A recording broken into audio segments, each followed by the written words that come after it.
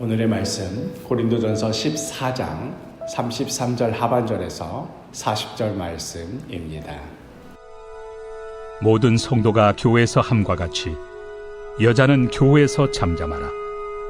그들에게는 말하는 것을 허락함이 없나니 율법에 이른 것 같이 오직 복종할 것이요, 만일 무엇을 배우려거든 집에서 자기 남편에게 물을지니 여자가 교회에서 말하는 것은 부끄러운 것이라. 하나님의 말씀이 너희로부터 난 것이냐, 또는 너희에게만 임한 것이냐. 만일 누구든지 자기를 선지자나 혹은 신령한 자로 생각하거든 내가 너희에게 편지하는 이 글이 주의 명령인 줄 알라. 만일 누구든지 알지 못하면 그는 알지 못한 자니라. 그런즉 내 형제들아, 예언하기를 사모하며 방언 말하기를 금하지 말라. 모든 것을 품위 있게 하고 질서 있게 하라. 사도 바울은 고린도전서 14장을 통하여서 고린도 교회 안에 발생하고 있는 분열과 갈등의 문제, 특별히 이 방언의 은사를 두고 벌어지는 이런 문제를 다루고 있습니다. 성령께서 기껏 주신 은사 때문에 오히려 교회에 문제만 생기게 되니, 그러니 방언을 아예 하지를 말아라, 이렇게 가르치는 것 아닙니다. 그렇다고 하여서 방언은 또 놀라운 은사이니 방언을 하는 성도들을 존경하고 그들의 권위를 인정하여라, 이렇게 가르치는 것도 아닙니다. 방언 역시도 성령께서 우리들에게 허락하여 주시는 수많은 은사들 가운데 하나이고, 다른 모든 은사들과 마찬가지로 다른 이들을 섬기며 교회의 덕을 세우기 위해 사용하여라 하는 것이 이 14장의 주요 내용의 핵심입니다. 무엇보다 14장의 이 마지막 절에서와 같이 40절에 모든 것을 품위 있게 하고 질서 있게 하라. 성령의 역사가 강하게 일어나는 곳이라면 더더욱 들뜰 것이 아니라 모든 일에 있어서 품위가 있어야 하고 질서 정연하도록 해야 한다고 권면합니다. 자기가 받은 은사에 대한 어떤 감격이나 어떤 성취감에 휩싸여서 교회 전체의 질서를 흩뜨리거나 품격을 망가뜨려서는 안 된다는 것이지요.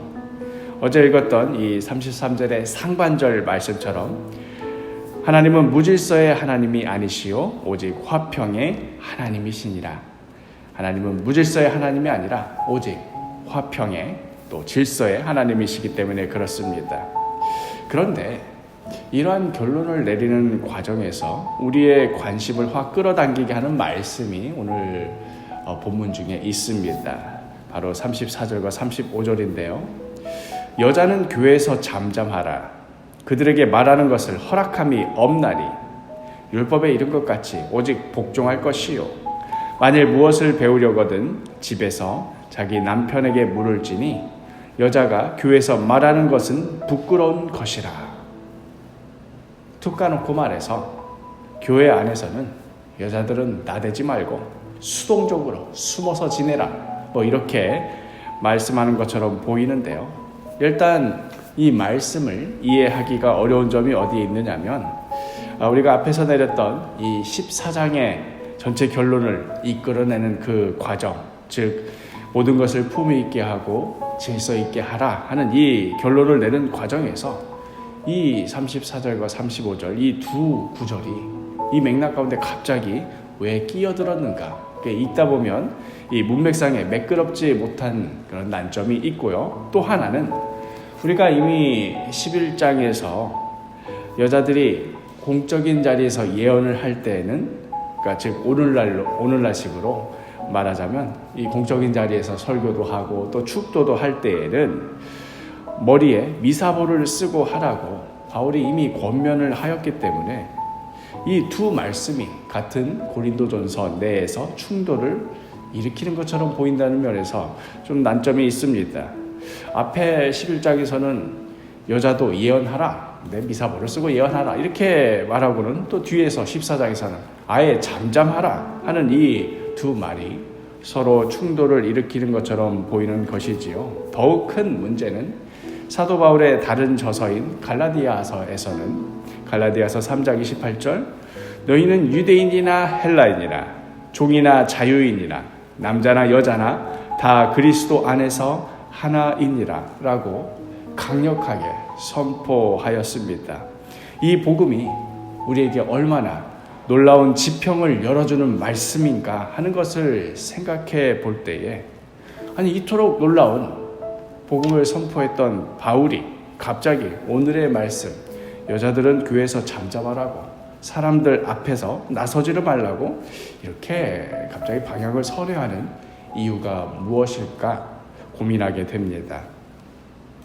아니나 다를까 오래전부터 이미 많은 신학자들이 이 문제를 두고 이 34절 35절을 어떻게 해석해야 할 것인가 하는 것을 두고 많은 의견들을 내세웠지만 딱히 이것만이 정답이다 하고 쉽게 결론을 내리지 못하였습니다.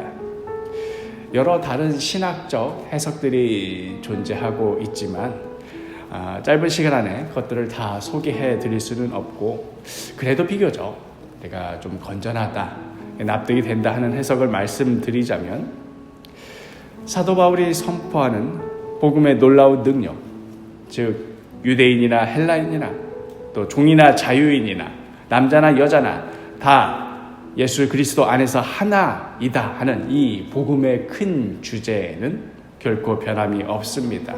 그렇기에 11장에서도 여자는 절대로 예언을 하지 말아라, 아예 입도 뻥끗하지 말아라가 아니라 다만 머리에 미사보를 쓰고 단정한 모습으로 예언을 하라고 그렇게 권면하였던 것입니다.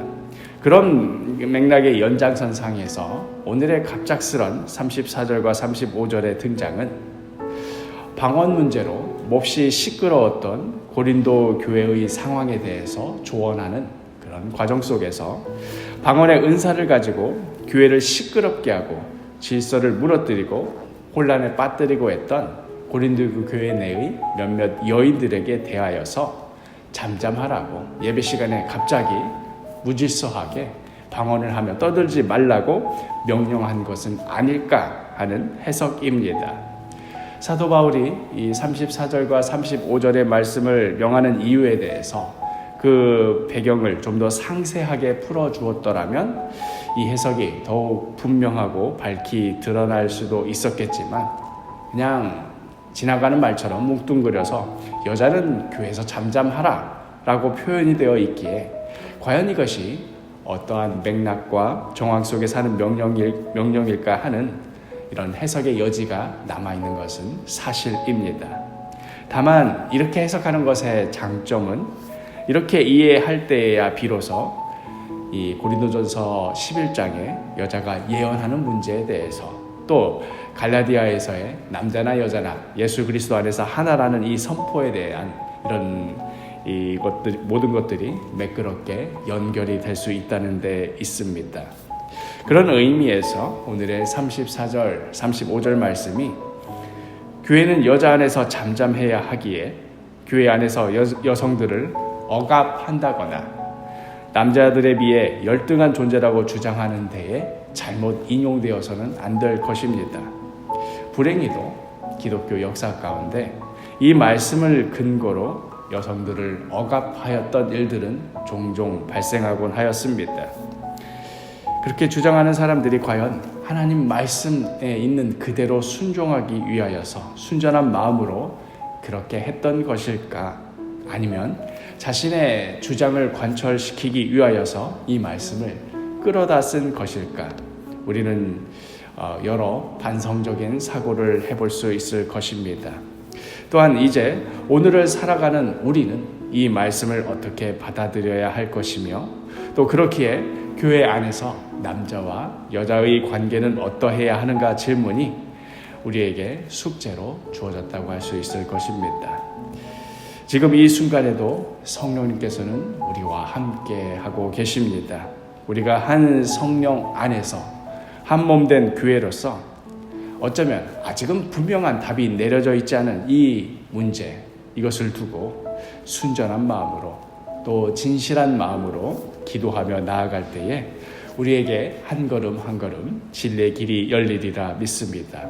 그리하여서 이 모든 것을 통하여서 교회의 덕을 세워가며 모든 것을 품위 있게 또 질서 있게 행하는 성숙한 그리스도인이 되시기를 간절히 축복합니다.